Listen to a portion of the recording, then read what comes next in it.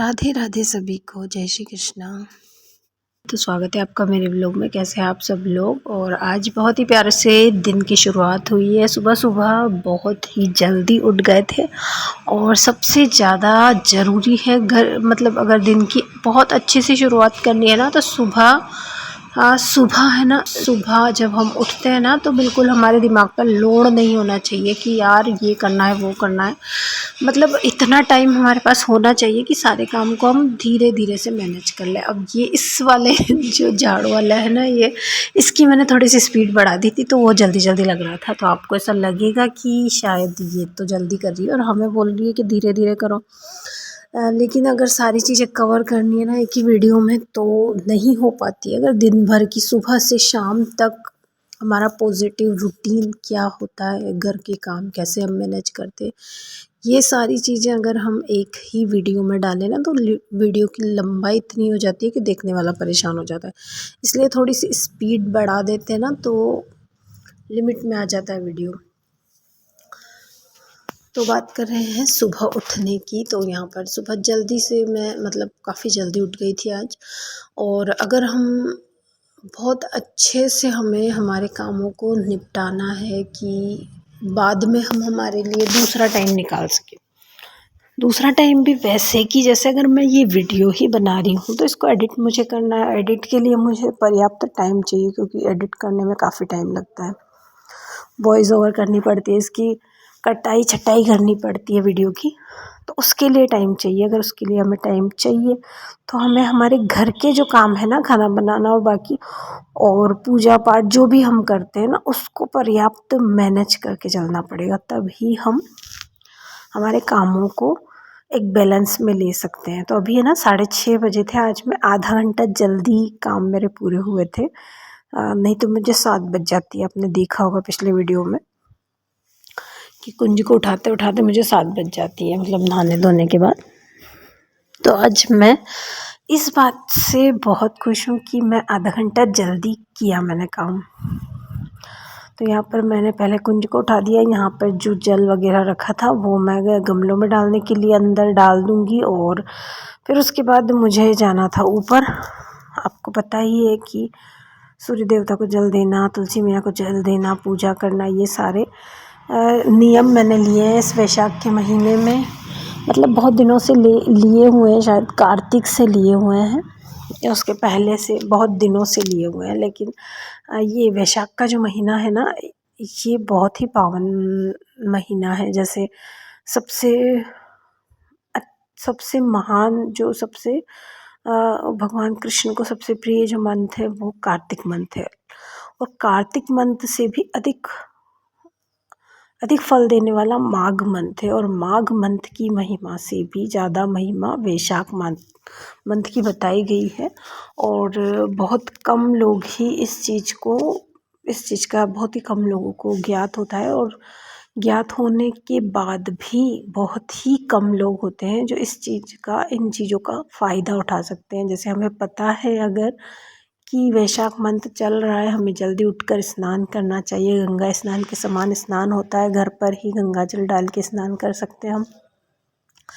लेकिन कोई ज़रूरी नहीं है कि सब इस चीज़ को फॉलो कर रहे हैं, बिल्कुल भी नहीं।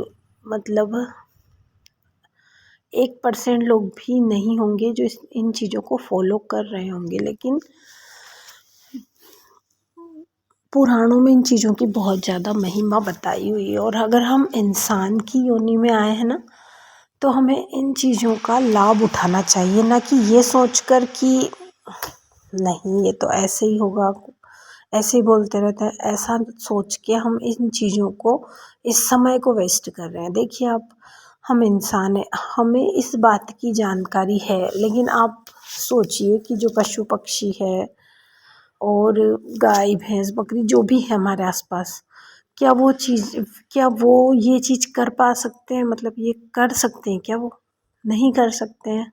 ये जो फल और ये जो कर्म है ना, ये हम मनुष्यों के लिए ही है। हम ही ये चीज़ पढ़ सकते हैं, इस चीज़ की जानकारी ले सकते हो और इस चीज़ को अपने जीवन में उतार सकते हैं। बाकी जिसके भाग में जितना होता है उसको उतना मिलता है, और जिसको पता होने के बाद भी नहीं मिलता तो फिर उसका तो हम क्या ही कर सकते हैं।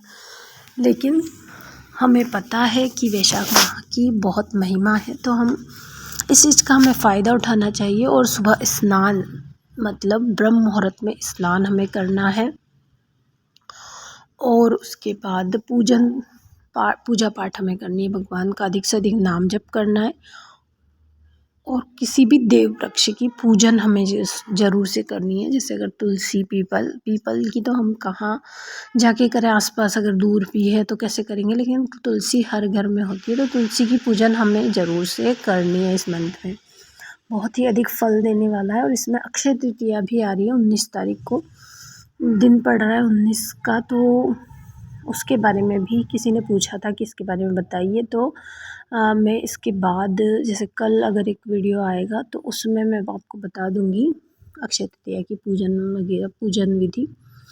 और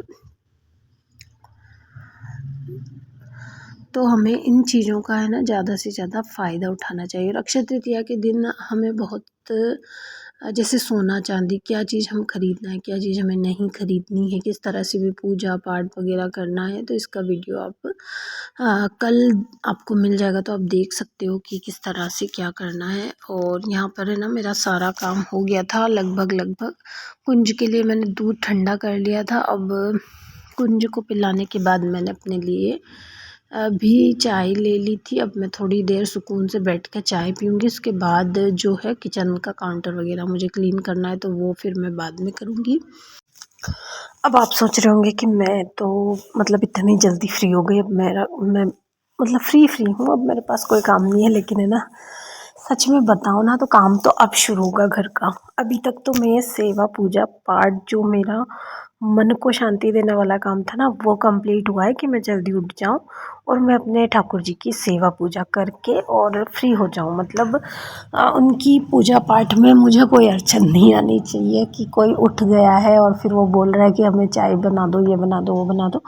तो ये वाला स्ट्रेस दिमाग पे नहीं लिया मैंने, और इसलिए मैं ना जल्दी उठ जाती हूँ ताकि जो कुंज की सेवा पूजा, उसका स्नान वगैरह सब कुछ अच्छे से हो जाए, भूख वगैरह लग जाए।